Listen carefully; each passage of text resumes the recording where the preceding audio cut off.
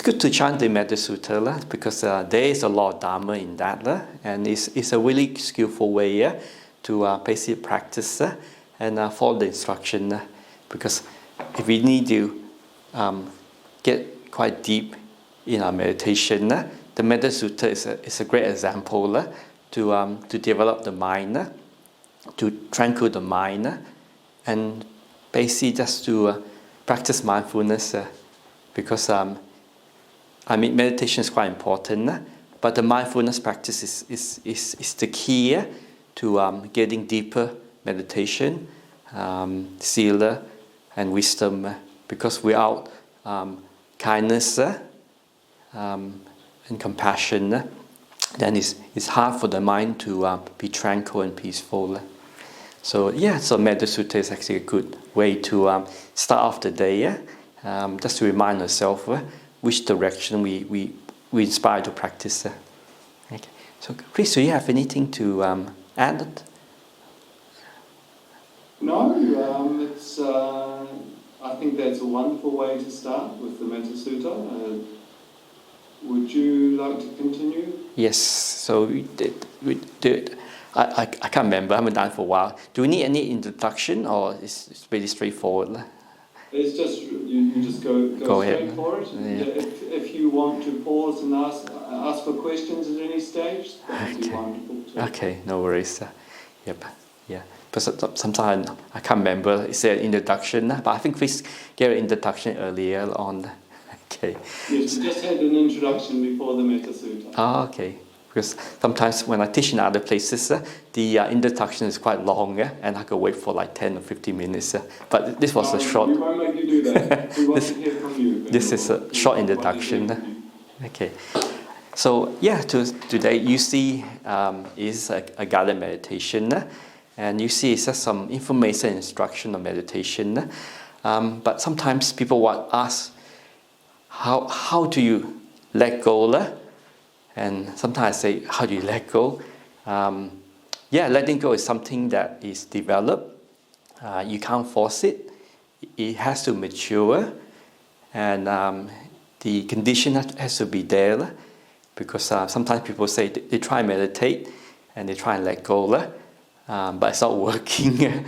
and sometimes they get a headache, and it's too forceful.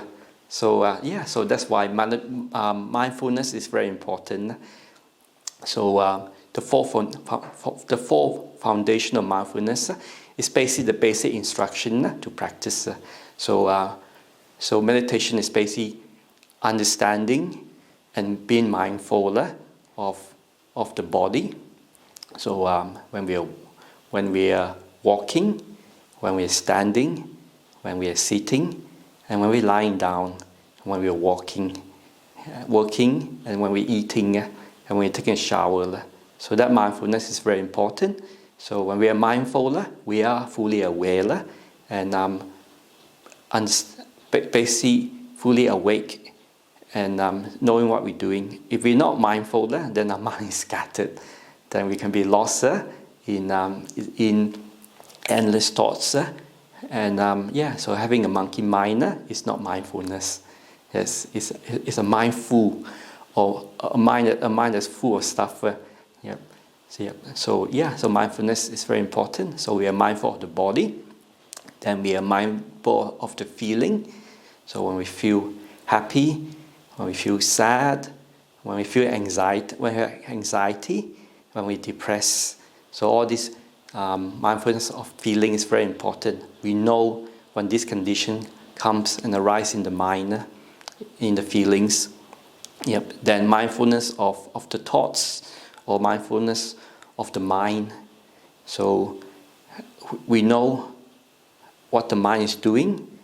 We know if we are concentrated or we are scattered, and we know all these different mind objects. So mind object is basically the five senses: seeing, hearing, smelling, tasting, and feeling. So all these are basically the condition of the mind, what the mind is doing. Then Then the last is mindfulness of mind object or mindfulness of Dhamma. So mindfulness Dhamma is basically the cause and condition of what's happening. Because it's important to have mindfulness of the body, of feelings and the mind. But the most important thing is mindfulness of the Dhamma. So Dhamma is what we're doing. So and the teaching. So it's basically a path of practice. So basically the five aggregates of this body, and the five hindrances. So basically the five hindrances, to put it in a basic way, we know that if greed arises, it arises in the body, and sometimes in the feeling and in the mind. And when there's anger arises, sometimes it arises, you can feel like stiffness. We feel like really like what's the word? Our heart is beating a lot. We feel very tense, and our hands stiffen up. And we start to sweat. So we know all this condition. Then when we're restless, we know that we can't sit still. We're very scattered. There's so many things happening in our mind. And also doubt. When we have doubt on the practice. And also remorse. When something happens, we feel ashamed, we feel guilty. So these five hindrances is very important. So when they arise in our practice, we understand what's happening, and we learn to overcome it by letting go, or basically applying a precept, keeping the five precepts. So I guess everyone knows the five precepts. So it should be fine, not to explain it in detail. So these four foundations of mindfulness is a part of the mindfulness practice. So that's why when I start off with meditation, I always start off of just do a body scanning first. So we scan from our head all the way down to our feet. Then we watch our breathing. After, when the body is relaxed, then we are aware of our thoughts. And because our thoughts are so subtle, that's why the awareness of the body, just to relax the whole body first. So once the body is relaxed, the mind is more peaceful, then we become aware of the breath. When the breath becomes more calm and more subtle, then the feelings and the thoughts become more dominant. Then as long as we stay with the breath, then the mind will slowly calm down and become peaceful. So in meditation, we don't stop thinking. Thinking is always there, but we allow our thinking to settle down and become calm and become very peaceful. So it becomes like echo in the background. So when the mind is in the echo in the background, it's like the clouds moving past. Sometimes you get rainstorm, we get a lot of storm and rain at the moment, the last few days. So as our thoughts and our feelings and emotion is sometimes like a rainstorm, very stormy and very chaotic. But when the storm passes, then it becomes very subtle. You have few clouds, then you have less clouds, then it becomes very clear. So this mindfulness of the mind and our feeling and our thoughts is very important. So we watch all these thoughts and emotions come, then settle down, then basically disappear. So once it disappears, then you have a clear mind. The mind is very clear, it's very peaceful. So once the mind is really, really, really calm and really, really peaceful, then the mind becomes very clear, radiant, bright, and it's like almost like going very deep into the body, disappear, and the mind is so silent that it's basically vanish. So once it vanishes, it becomes very interested, because then you get the really special, pure peace and stillness, where you get the nimittas arising in the mind. So these nimittas are the reflection of the mind. So when the mind is very free, very peaceful, and very still, you get the radiant mind that will arise. It's like a full moon coming out from the cloud, from the dark cloud. When all the clouds disappear, it's basically the thoughts and the emotion. Then you see a bright, radiant moon. So basically, it's basically the reflection of the mind. So all these the Buddha says is possible, and it can be developed skillfully. Yeah. But the hardest thing is learning to let go, and learn to have a peaceful, calm, radiant, clear mind. That's the hardest thing to do. Yep. So it takes many, many years of practice. But some people, if their condition is right, they can develop it really rapidly and really quick. Sometimes I think maybe it might be due with past karma or past practice. Yes. Yeah. So, mindfulness is not easy, but it can be developed. It just takes time. Sometimes I do give the simile of going mountain climbing. So when people like to do extreme sports, they like to go mountain climbing because they have to climb, be in the moment, and if they're not careful, they can fall off and hurt themselves. But luckily they have a safety line, so they are quite safe.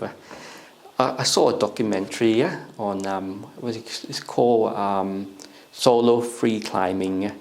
I was going, that looked interesting. So I looked at the documentary, and it talks about a group of people that go climbing up in the mountain without any safety lines. Basically, they just use their hands or their pickpock to climb up. And I was going, geez, that is really dangerous. And I heard on the documentary that half the people that do solo free climbing, half of them pass away. I was going, wow, that's really dangerous and extreme sport to basically for people's pastime. But when they gave an interview to the person that was doing the climbing, they say when they do climbing, they are in that moment at that time. Their mind is completely fully awake, and they feel very free. Yeah, really free. Yeah, there's no like scattered thoughts. It's like really strong mindfulness, fully awake and fully free. So they realized all their five senses is just really sharp while they climb up the mountain without a safety line. And usually they do it by themselves. Yep. And they say the reason why they do things like that is they feel alive. They feel really happy and they feel really free. Yep. And they say they have to maintain the calmness in their mind. So they have to be fully calm and really calm and fully awake while climbing. Yep. Yeah. So that reminds me, I used to do a bit of extreme sport. You do feel really happy and peaceful and really high after that. But that's really extreme sports that they're doing. Because it is very dangerous, extremely dangerous. But these are very young people that's doing it. And they get a really intense high and they feel really awake. So that is one way of getting mindfulness that I don't really recommend. So the safe way of being free and happy is to do a practice, the Buddhist way of letting go, of calming the mind and just watching this body, watching our feeling, watching our mind, then watching our mind object or watching the Dhamma. Because when we are aware of this body, this mind and this feeling, and the object of the sensation coming, that's all we require to practice. The more we understand this body, this feeling, and this mind, and the mind object through the five senses, and also to understand the Buddhist teaching, the mindfulness of Dhamma, that's all we need. The more we practice, the more we understand. The more we understand our defilements, then the more we free ourselves from all the anxiety, worry, concern with ourselves, our family, and with the world. Because we live in a world where we try our best. There's always disappointment. People always try and take advantage of us sometimes. And people will try and manipulate us. And sometimes that's the way of the world, because people are going for the defilements. So long as there's greed, hatred, and delusion, people always take advantage of one another. So sometimes, being a Buddhist monk, you try and be kind, you try and be compassionate. We still get blamed, and get blamed for things that we have not done, or things that we have not done properly. So it's tough being a Buddhist monk. Sometimes when you support other monastery or help other supporters or support other monks in the monastery that's just ordained. Because at the moment we have about 31 monks in the monastery. So the bigger the community, I would say the bigger the drama. But it's okay. It's a learning and growth. So when there's bit of problems with ourselves and other people, that's how we learn. We learn all these emotions that arise. When we are blamed, when we are accused, when people put us down, when people praise us. Praise is good. There's also another defilements. There's also greed, attachment to greed. So all these things, when they arise, we learn not to get overwhelmed by it and fall over and feel depressed and beat ourselves over it. But at the end of the day, we realize there's no one there. Basically, this mind and body is just empty. Because we think there's someone there, so we react to it. Then the more we react to it, then either we feel good, we feel really happy, or we feel really sad and depressed and miserable. Because in the monastery, especially with 40 men staying in the monastery, young, old, the monastery can be very competitive. So that's one thing I realized when I joined the monastery. I realized, wow, it can be so competitive. So some people, it's like almost like being in a family. Sometimes worse than a family. It's like being in business again. Okay. But I better stop because I don't want to bore people with what's happening in the monastery. So all these four foundations of practice is very important. So no matter how bad things are and how bad people treat us, we watch this emotion arise, we understand it, and we let it go. So when we let it go, we become free, then we become happy. The good thing about living in a big monastery, everyone can be a hermit. If we don't have properties, if we don't have much duties, then we can basically disappear and just go back to our kuti. Like myself, because I've been a monk for about 15 years now. 15 years? Close to 15 years. So the more senior I become, the more I have to teach, the more I have to interact with our supporters, and the more that I have to make sure our new novices and junior monks are doing well. And if they're a bit down, we have to listen to them. And if they complain a lot, then we have to listen to them sometimes too. So, but I remember there is a lot of free time now. I can spend up to maybe 22 hours or 23 hours by myself. So a lot of time to practice and just understand what's going on. Okay, so I think we'll stop there and we will start with the guided meditation. Okay. So I guess everyone here is been practicing meditation for quite a while. There's no new people here. Okay, so I don't think there's any new people. If anyone new to meditation, you can just put out your hand or just put a sign on the Zoom so I know. Okay, so I guess everyone been practicing for a while and quite experienced. Okay, so we always start off, my style of practice, we always start off with mindfulness of the body. Okay, so please find a comfortable spot to sit, then slowly close your eye. With your eye closed, and just breathe normally. It's good to breathe a couple of deep breaths.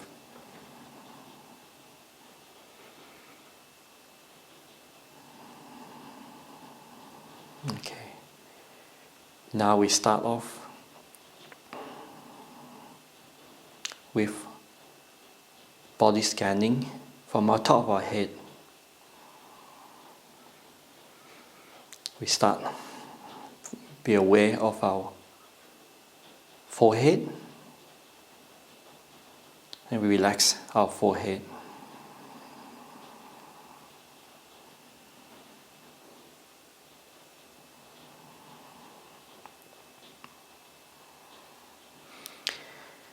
Now, we bring our awareness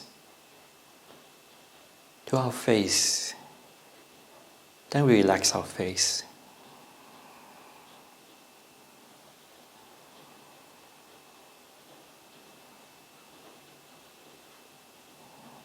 Now we move down to our jaw. Make sure our jaw is relaxed.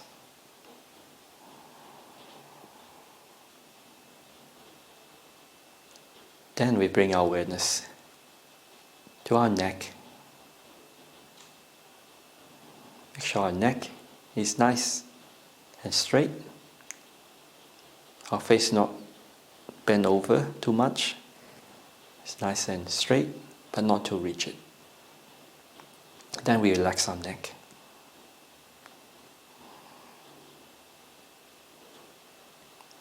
Now we bring our awareness to our upper body. Yeah. Make sure our upper body is not too tight, nice and relaxed. Both our right and left shoulder is sag, not too stiff. And just relax. Both our arm socket. And let it sag.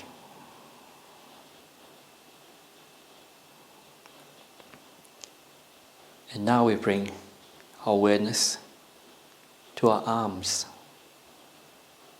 Our right arms, make sure it's comfortable. Please move it around. Make sure it's nice and comfortable. Then relax our right arm. Then we do the same with our left arm. Make sure it's comfortable and relax.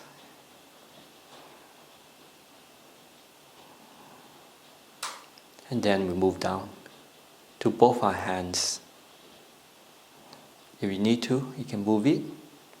Make sure it's nice and comfortable. Then relax both our hands and our fingers.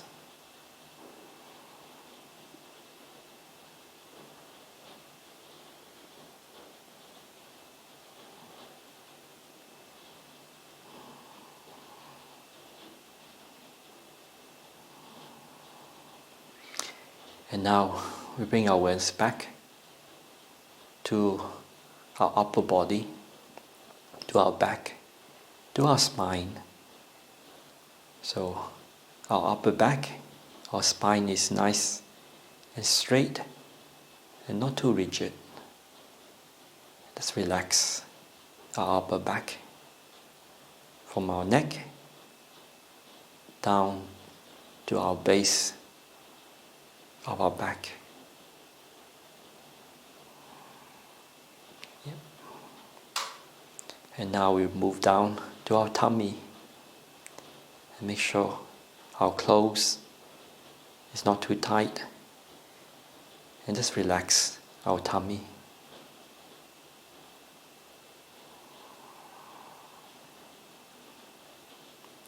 Now we bring our awareness to our lower back. They're sitting on the cushion or the chair. Make sure it's nice and relaxed.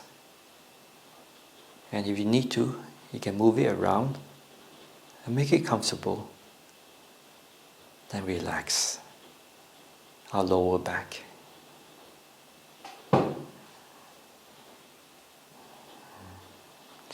And now we bring our awareness down to our right leg. Make sure it's nice and loose and relaxed. relax from our top of our leg all the way down to our ankle. Our knees first, then to our ankle. Then we do the same with our left leg. All the way from the top down to our knees and to our ankle. And if you need to, you can just gently move both our legs around. Make sure it's comfortable. Then relax both our legs. And finally, we bring our awareness all the way down to our feet. And make sure it's nice and relaxed. By moving around, make sure it's really comfortable. Yep. And just loosen our legs, our feet, our toes. And just relax both our feet. From my ankle all the way to our toes. And now, we bring our awareness to our whole body. And let's feel any part that is uncomfortable, tight, or stiff. And just relax any part of our body.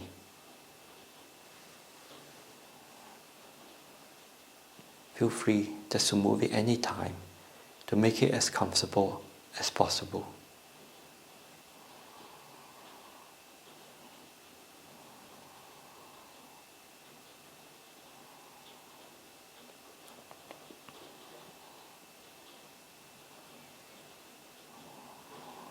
Okay, and now we bring our awareness back to our face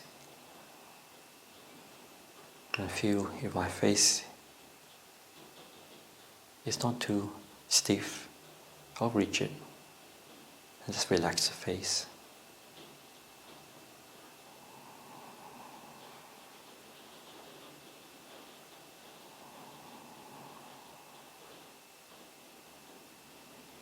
And now we bring our awareness gently to our breathing and just notice our breathing in and out, calmly and peacefully.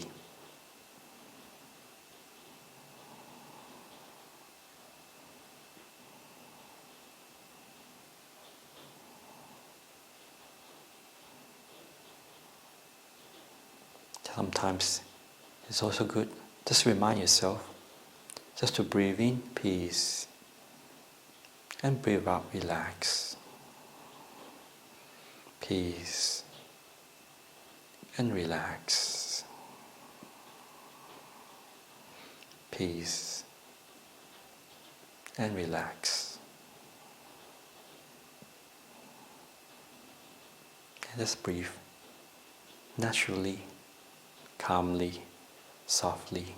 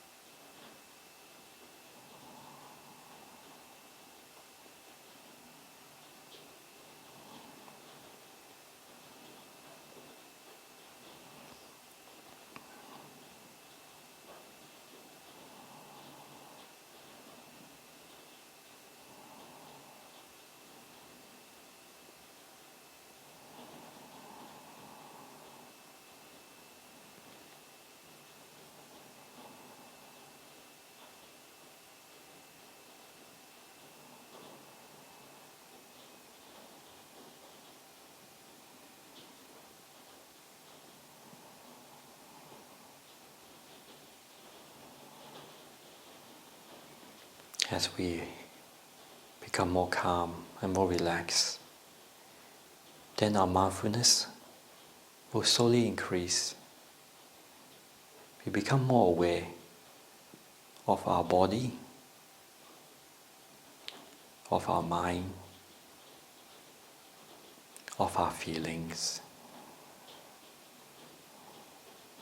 So all these are all mind objects.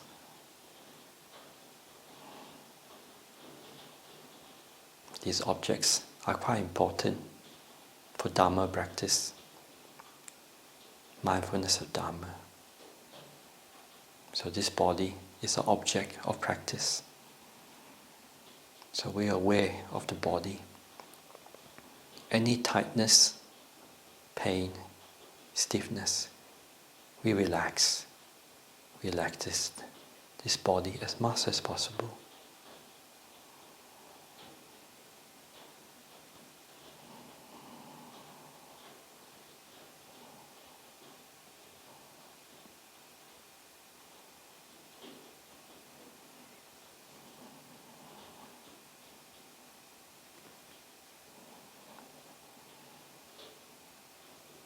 Then we are mindful of our feelings.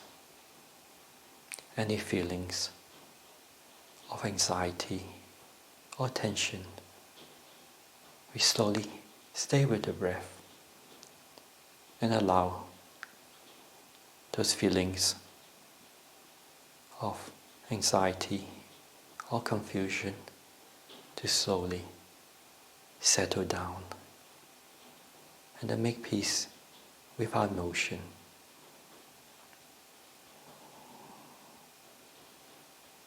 And stay with our breath.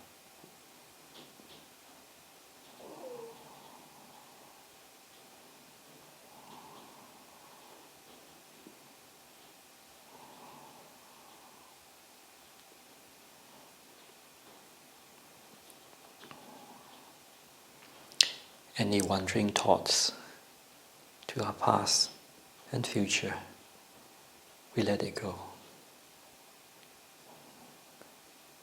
Through mindfulness and awareness, just remind ourselves, past is gone, future is uncertain. And stay with this moment, because now is the most important time.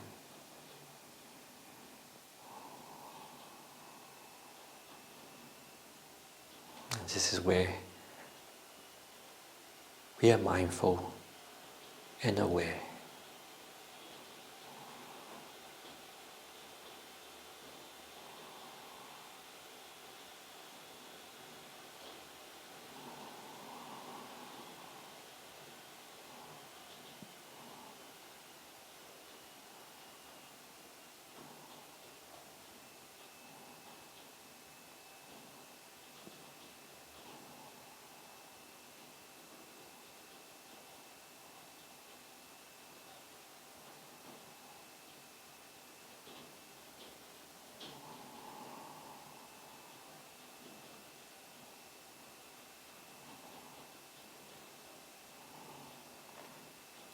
And we use these four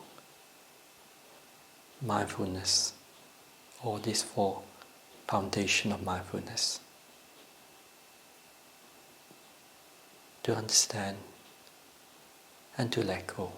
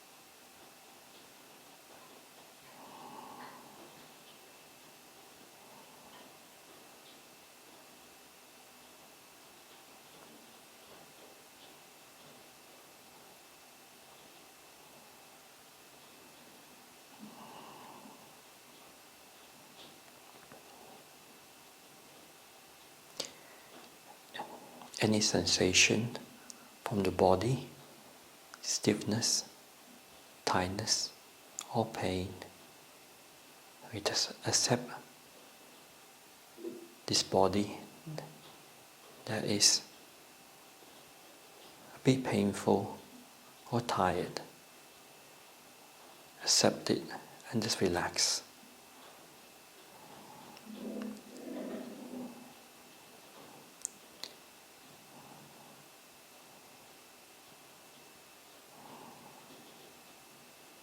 The more we can relax this body, the more we can let it go.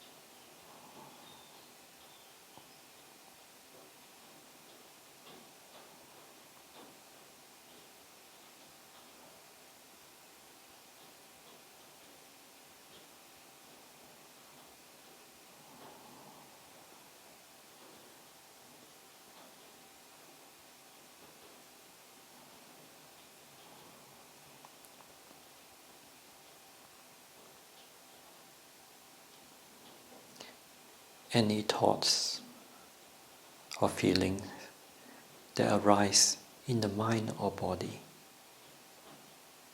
just allow it to come and go, just like the clouds and the raindrop. They appear, then they fade away.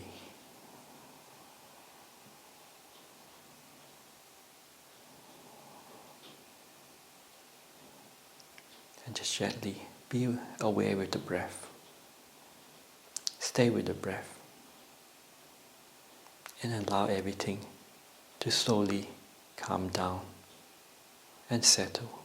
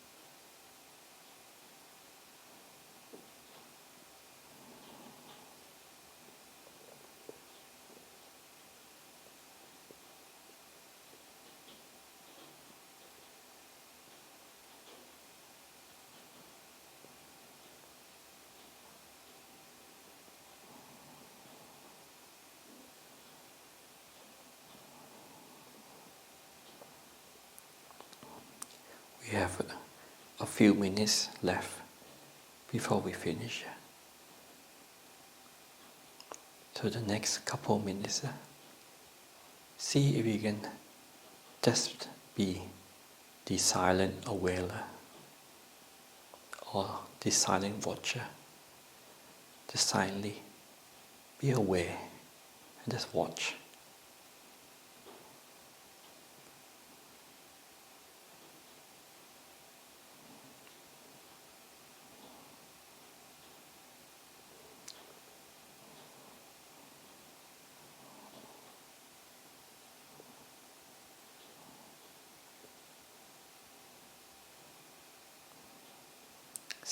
Silently watch the body and aware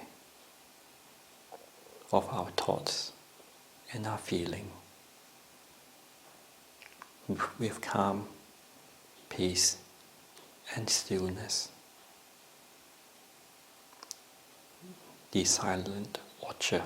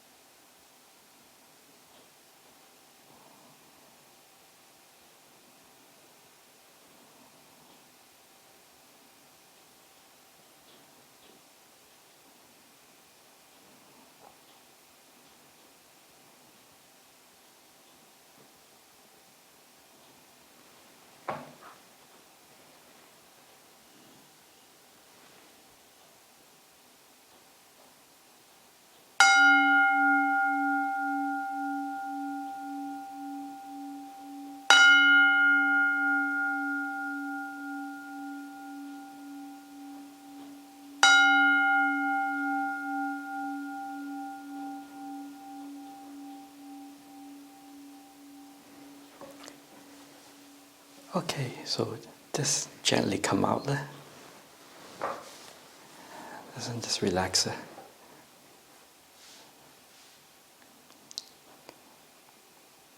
Yeah, so basically, meditation is basically learning to be a silent watcher. Just watch and aware of the body, of our feeling, of our mind, and at our object or Dhamma object. Yeah. So if we can be aware of this emotion, thoughts, pain, crazy mind, and not react, then we don't allow this emotion to just control our heart and our mind. So learning to be a silent watcher will free us from holding on to things. Yeah. I was listening to one talk, and I think one of the senior monks asked Ajahn Chah. Ajahn Chah is Ajahn Brahm's teacher, a famous meditation teacher. He said, "What do you teach? Do you teach samatha or do you teach vipassana?" And Ajahn Chah said, "I teach frustration and letting go." And that was quite a wise teaching, simple teaching. Yeah, in life it's like that. We do get a lot up and down in life. But to keep things simple, no matter how things get, we learn just to make peace and just let it go. Or we can't let it go. We learn to be a silent watcher. We watch it and watch it until it disappears, or until it becomes less and less and less. Yeah. We watch the anger, the frustration, the anxiety, then allow it to disappear. So once it's gone, or once we're free of it, that's not a problem. It's only when we hang on to it through our mind or body, then it becomes a problem. Yeah. Yeah, so all we need is this body, our feeling, our mind, and our five senses, and just to watch and understand the causing condition that's causing us hurt, pain, then to understand the freedom from all this attachment through our five senses, out from our mind, our conscience, to our five senses, to the world. And we make peace with it. The world becomes very chaotic and crazy, as long as we are peaceful inside. And that allows wisdom to grow in our heart. So I think sometimes it's good being a Buddhist monk. I mean, I went to visit my mom and my family, my brothers and sisters, a month ago. Also, I helped in the monastery that's rebuilding, a lot of work. So I realized how chaotic my family can be here and how busy they are. Jeez, just doing things all the time. Yeah. Then I went to stay with my friends, and they're just working non-stop to get a new building built before the Wasa, during the Wasa. Then I come back to the monastery and spend the first few days in my kutia in the forest with the birds, with the kangaroos, with the plants, with the trees. And it started raining a few days ago, and that was nice. Everything turned green. Yeah, so the forest can be very beautiful, and how peaceful it is. Yeah, and silent. Yeah, so that's one thing I really enjoy. Going out to my family, staying in a busy monastery, then coming back and become a hermit again up at Bodhinyana Hermit Hill. Yep. Yeah, so it's very nice when you have quiet time and just learn to be a silent watcher. Thank you. Is there any questions? I invite anyone to ask any questions. Thank you. Yes, do please ask any questions. We do have one in the chat. Would you like me to read it to you, Bhante? Yes, that'd be good. Okay. This time, I think I would like to ask, how do we love without getting attached? I find it, just a moment, sorry. Okay, no worries. I find it hard to believe that it's possible not to grieve, especially when family members who live so long with us pass away. How do we handle the sadness, and how do monks view feelings like these? So grief is hard. It's something that is not easy to let go. So it does take time, and they say times will heal the hurt and the pain. But sometimes we have to reflect on basically impermanent, because we know as Buddhists and as practitioners, things comes and they go, and that's impermanent. So it's a strange practice for Buddhist monk. Not so much here, but in Thailand, some monks will go into the cremation ground and just watch the body get cremated, where you see a whole body that's put on top of some firewood, wrapped around in cloth or sometimes in the box. Then they light it up. Then you see after a few hours it basically turns to ashes. So for monks practice, that could be quite extreme. It's like those mountain climbers where you climb up. We are on the safety line. So when we are exposed to this, sometimes the fear and the emotion will come out really strongly in one's heart. But we understand this is the law of nature. Everything is impermanent. When we are born, sooner or later we will die. So this body is basically a vehicle. Yep, it's like the monastery old vehicles. We call it monastery bomb. Like we have something like up to 9 vehicles in the monastery. And the monastery, sometimes, when we get the new car, it's so new, and everyone like driving the car, and the monks like going out, especially the new electric cars. Then when our old monastery van is about 15 years old, and that's really falling apart, and using quite a lot of oil, and it's using a lot of fuel, and things are stopped working. So to the body it's the same thing. So as we get older, this body will fall apart, and pain, ache will rise, and sometimes we have to learn to let it go. The best way of letting it go is to basically go into deep samadhi, where you're free from the pain of this body. When you go in deep samadhi, then the body disappears. Then you feel a lot of freedom. Yep. And the Buddha say there's two pain. One is the body pain, and one is the mind pain, or two dart. So when you get hit by an arrow, you get hit by the body, so you feel in the body, but also you feel in the mind. So you feel the pain in the body, but mentally you get angry and get upset. Yep. So when someone passes away, same thing, we feel the pain in our mind and the grief. And it's very hard to understand, especially we've been someone for so long, and they suddenly depart us. And when that happens, sometimes we have to reflect on all the good things that happen while they're around, and all the wonderful moments. Because we all lost loved ones, and when they do leave, it's a bit sad when that happens.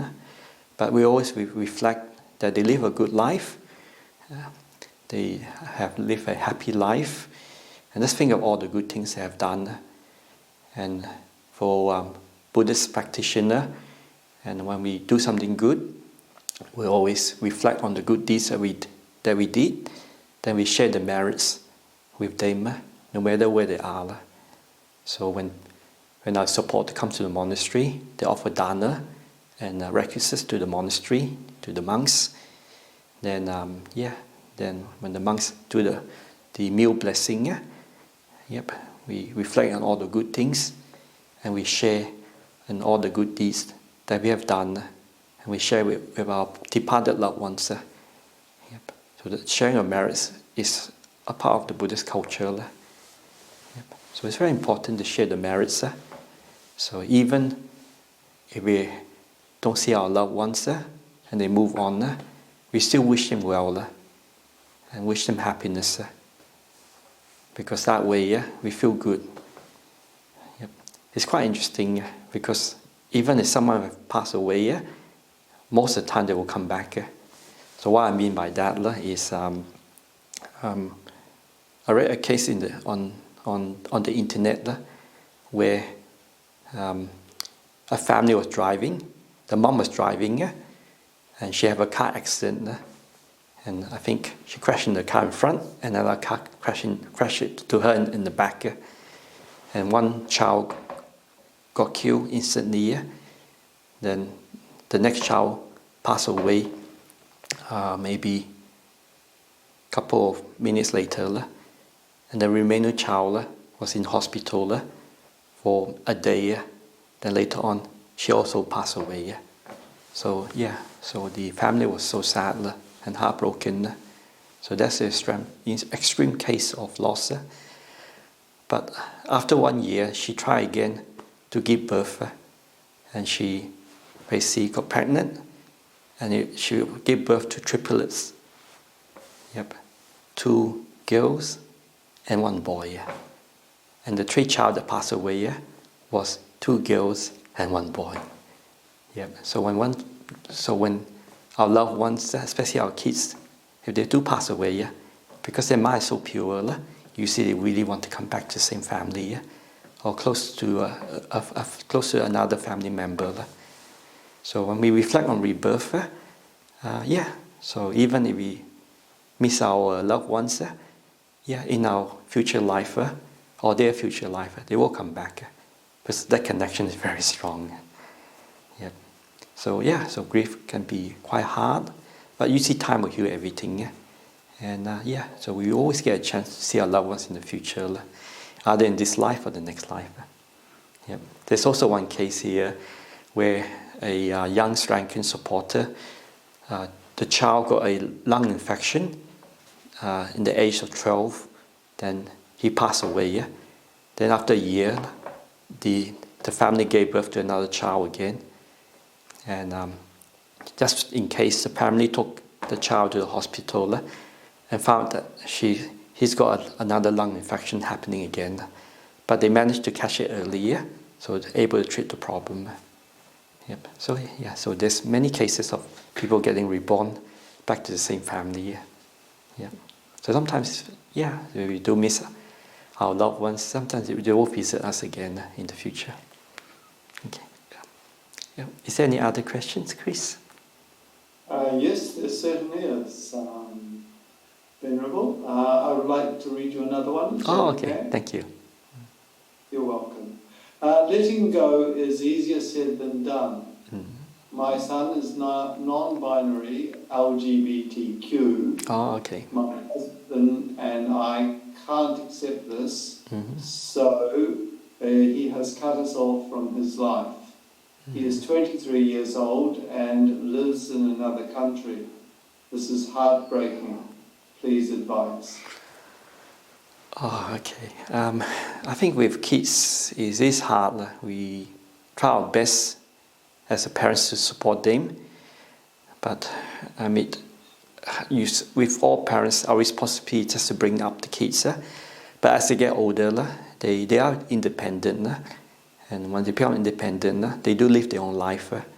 So sometimes we have to accept that. And I wish them well. Because if we want them to be different or be the person that we want them to do, then we will suffer a lot inside. Same with the monastery here. Sometimes we have young monks that ordain, become novices. Then as they mature, then they become independent and do their own thing. Yep.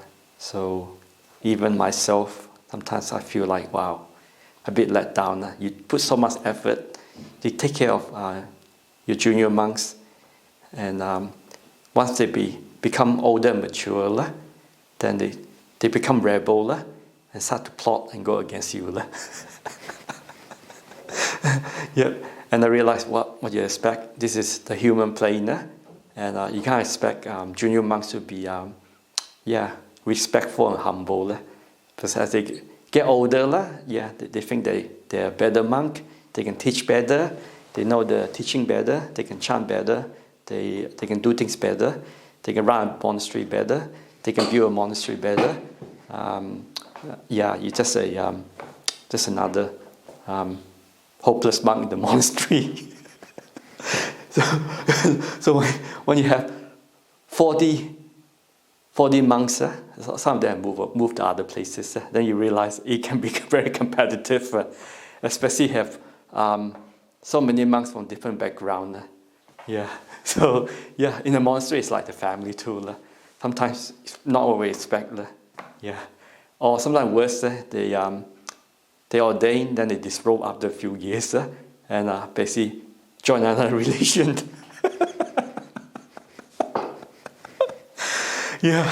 So everything is so uncertain. People just go with the karma and the defilements. So even the monastery, everything is uncertain. So that even myself, when I want to become a monk and join the monastery, my parents were so upset. They felt like losing a son. I mean, sometimes when I hang around my parents and go out shopping with them, like my parents will go shopping, I'll tag along just to keep my mom company. Sometimes I can sense my parents a bit embarrassed. Like I come to Australia and I've given up being a lay person, earning good money up in the mines, and just throwing everything away and become a Buddhist monk in my early 30s. So like my parents and my family members in Malaysia, they go, this venerable Cunda's probably gone mad. But anyway, I found peace from my practice. I think that inner peace and happiness and freedom you can't find outside the world. The more I work in the world, the more I strive. It's like the more mad I become. The more I stay in the forest, the more I'm by myself, the more happy and free I become. So Buddhist monk, we are mad in a different way. Okay. Okay. I hope that makes sense. Yes, it does, in an interesting way. Thank you very, very much, Venerable. I don't have any more questions here at the moment. So, yes, Kimberly, lovely. Kimberly, would you like to unmute and go ahead? Yes. I struggle with being mindful during the work day. I'm always thinking 2 steps ahead. Mm-hmm. Eat my lunch, don't even remember what I had, So I'm just kind of like, this is great because I find that meditation helps tremendously, but thank you. It is hard, especially in the workplace, to be mindful, because we are conditioned since being a child. Our parents, our school system, our workplace, our college, those conditioning is very strong. So it's like learning to write. Like we are conditioned to write with our right hand. For us, it's right-handed or left-handed. So we condition write with right hand all the time. The writing hand, this is only a simile. So the right hand is like the thinking, and the planning and the doing mind. So we condition writing all the time on the right hand. It's very hard to start writing our left hand. So our left hand is our our mindfulness mind, just mindful, aware and silent, and letting go. So to switch from writing our right hand to our left hand, that's the letting go, the silent and the mindfulness is hard. It's not easy. Yeah, but with the writing hand, it's okay. We can still be mindful. So we're mindful that we are working hard, we are thinking a lot, and we're doing things. Because that mindfulness, sometimes we just stop and remind ourselves, okay, I'm mindful. I know I'm thinking. I know I got scattered mind. I know I'm stressed out. I know I'm frustrated. I know I'm tired. I know I'm burnt out. So that mindfulness is just mindfulness of Dhamma, our body, our thoughts, and our feeling. Then we know, okay, it's time to have a break. Then when we know we're not tired, we're rested, and our mind is clear, and we're free. So that mindfulness is very important. So as long as we are mindful, then we are practicing. As long as, even if we are very busy, the mindfulness is there. So when we are mindful, we know what's happening. We're not getting dragged away with the defilements of other people in the world. Yep. So the mindfulness, we can practice any time. Hope that makes sense. Kimberly looks very happy with that answer. Thank you. Thank you, Bhante. We have 2 new messages in the chat. If there's nobody else who would like to unmute.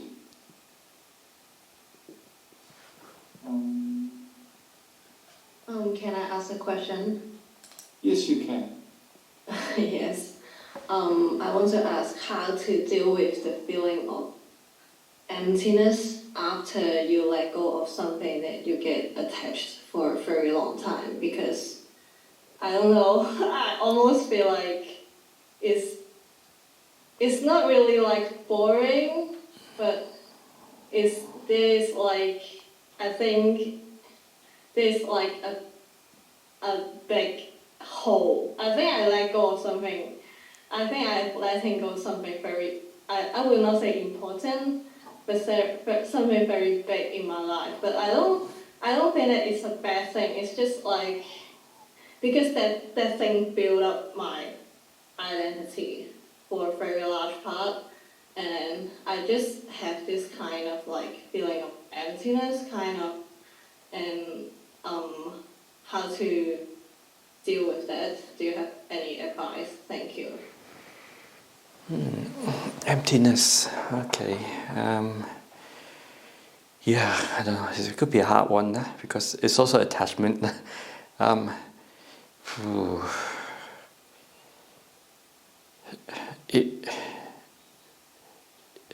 Sometimes you have to look at as an opportunity.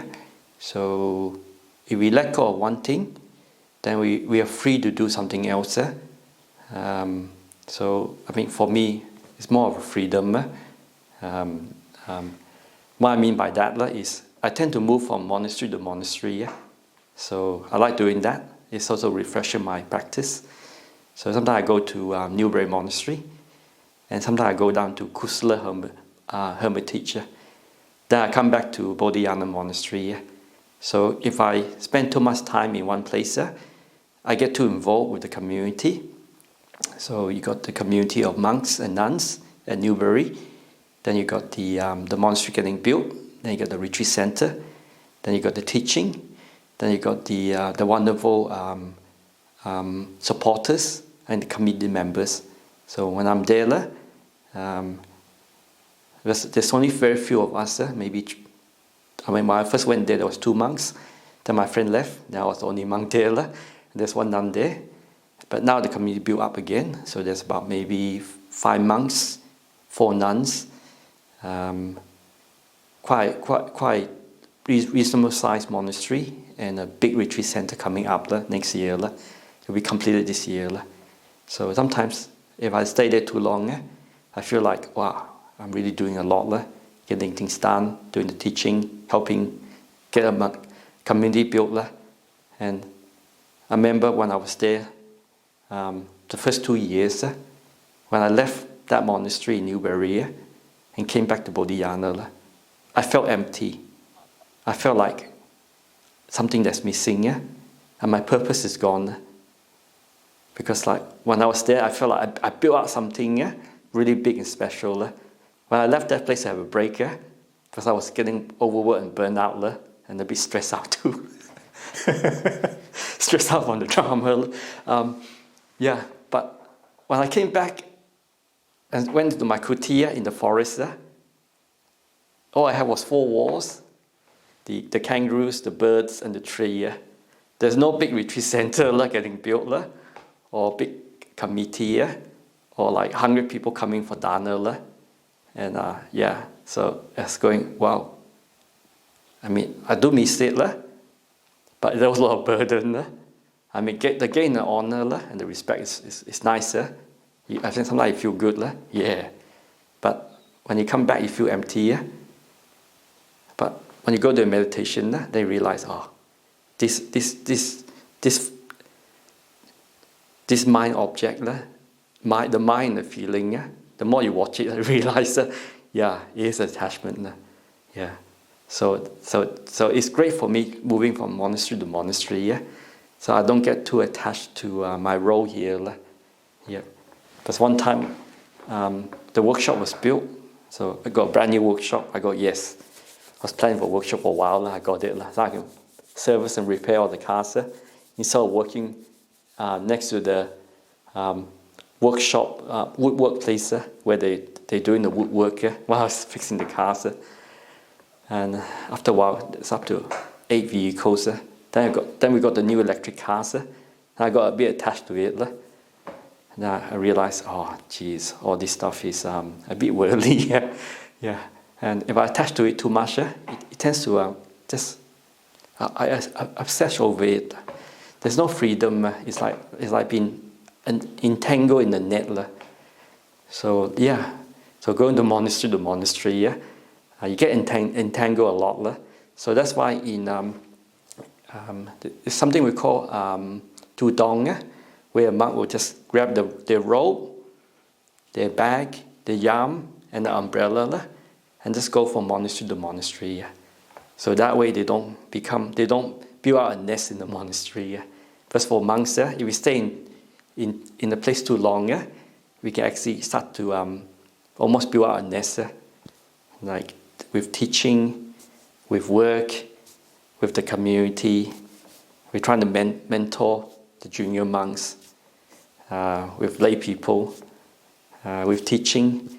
I mean, all this can basically like build out an ego and a self in me.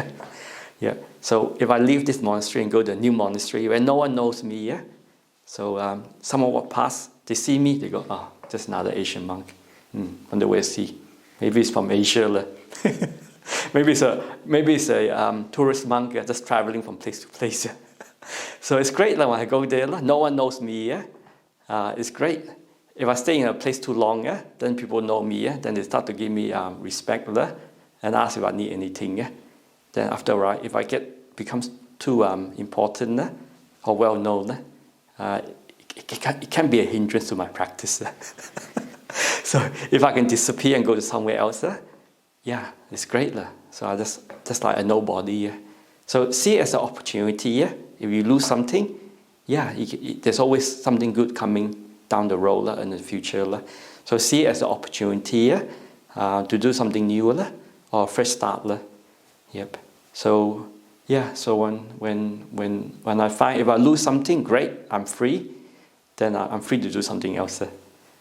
So I see it as not burdening myself too much. So sometimes it's good when you do something well, but when you lose it, see it as unburdening yourself. I hope that makes sense.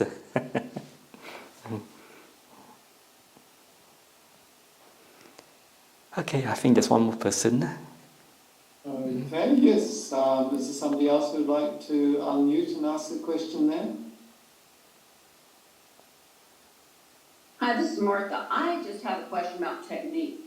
It's been so helpful for me to have you folks in the morning. It's just so doggone helpful. For us, I know it's, 6 p.m., 7 p.m. No, I think y'all are for 12 hours ahead of us.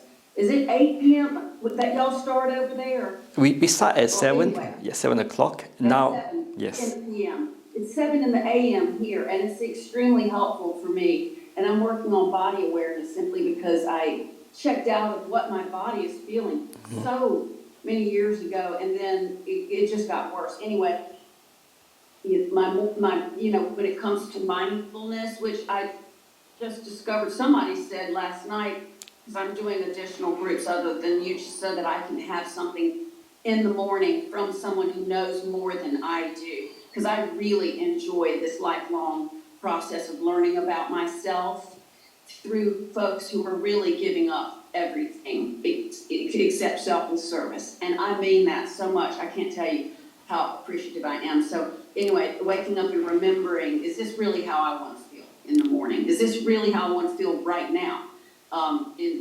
So at any rate, remembering. So when it comes to technique and seeing how am I feeling? I've been obsessing about, do I focus on the breath here or the belly breathing? Because I really like to do whatever technique or with whichever teacher I am with. And it's interesting, when I do belly breathing, I hate belly breathing. But is that a good thing to focus on then? Because I'm obsessed about letting go of that region of my body. But I can. And it brings up a lot of feelings to work with. Or should I focus on the breath here?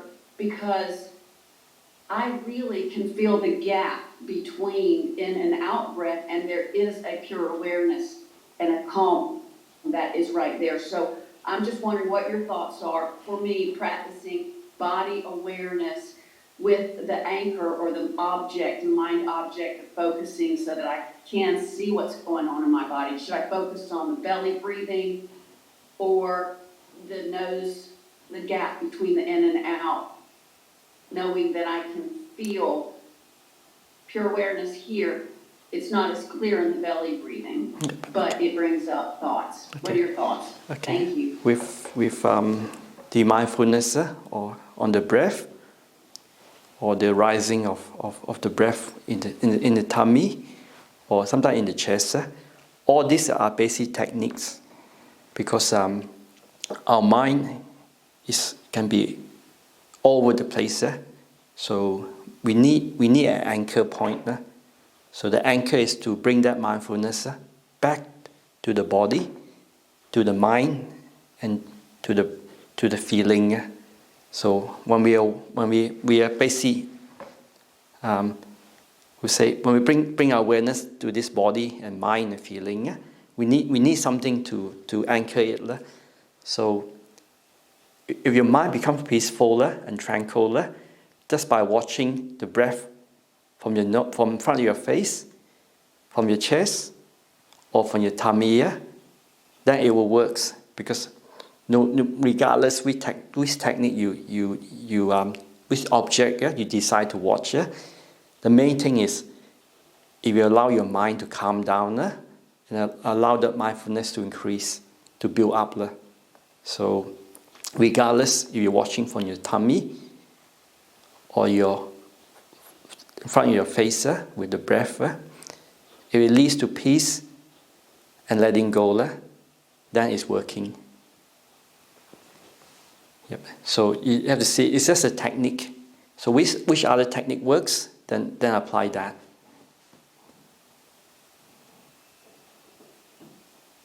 Okay, thank you, Bhante. Bhante, we have another question here in the chat. Can I read it to you? Yes, please. Thank you so much for this talk. I've learned something recently related to someone very close to me, which is very painful to me. It is related to anxiety, and I'm very disturbed. I'm trying to stay strong and live in the present moment. I seek your advice on how to direct to my loved one for support, meditation, etc. Okay. Yeah, I don't really know background, so I'm just going to guess. So it is hard. So no matter where your friends is what's happening with your friend, and it is, say it's affecting how you feel. Sometimes it's hard because you can support them, but if you're getting affected by how they are, then sometimes it's good to distance yourself once in a while, or sometimes apply some boundary. Yep. So it depends. If it's someone that's very close by, and he or she needs a support, and you cannot put any boundary, then you just have to learn to be a carer, and just care for that person, without getting emotionally caught up with it. So what I mean by that is we have one supporter. His dad's got Alzheimer's, so sometimes his dad will do like really crazy stuff, like shout at someone, or start to hit other people, random people. Yep.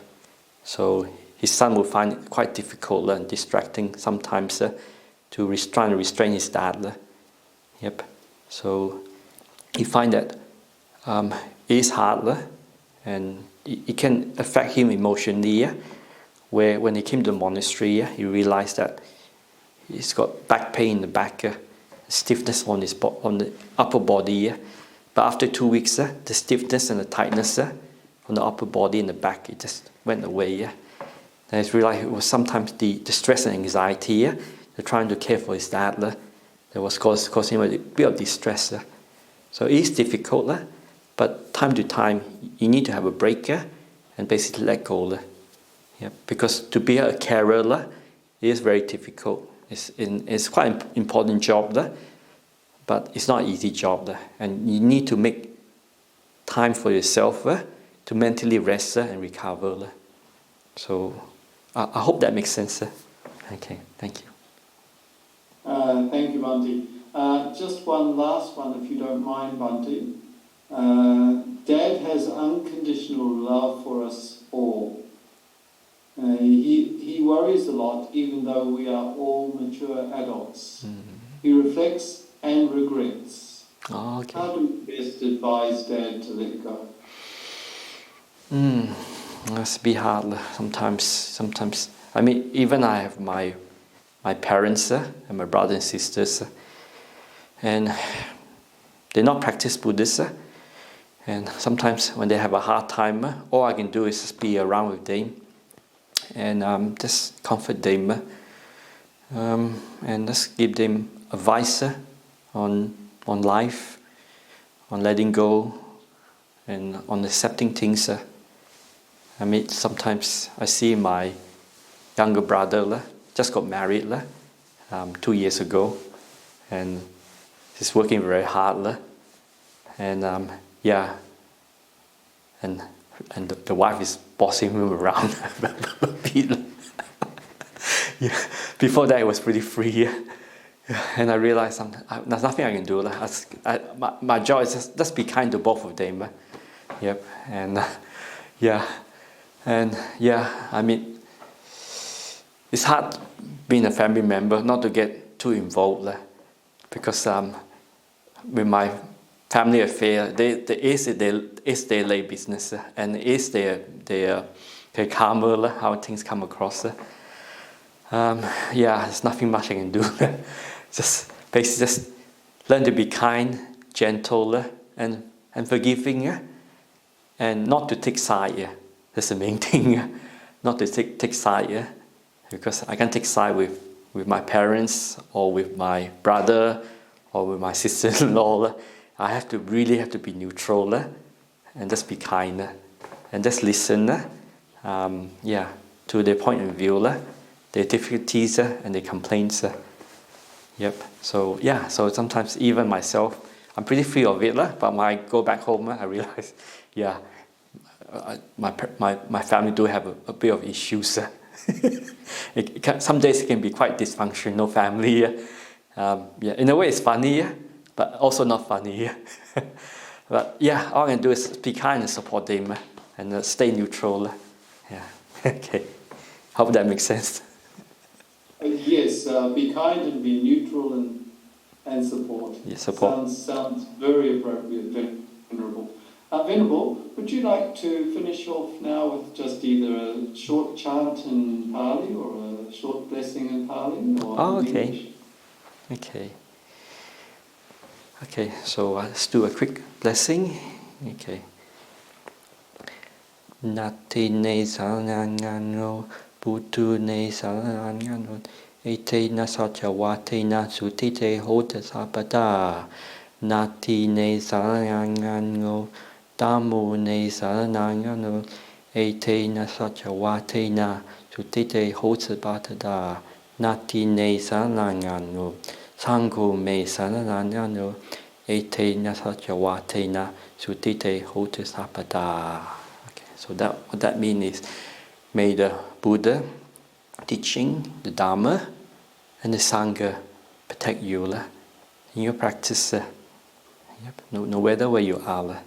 So basically, may the triple gem guide you and protect you in your practice.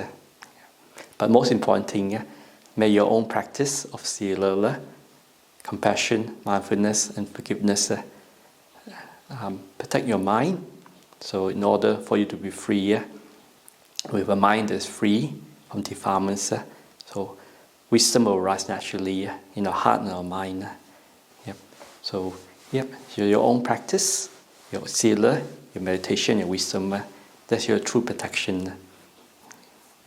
Okay, thank you.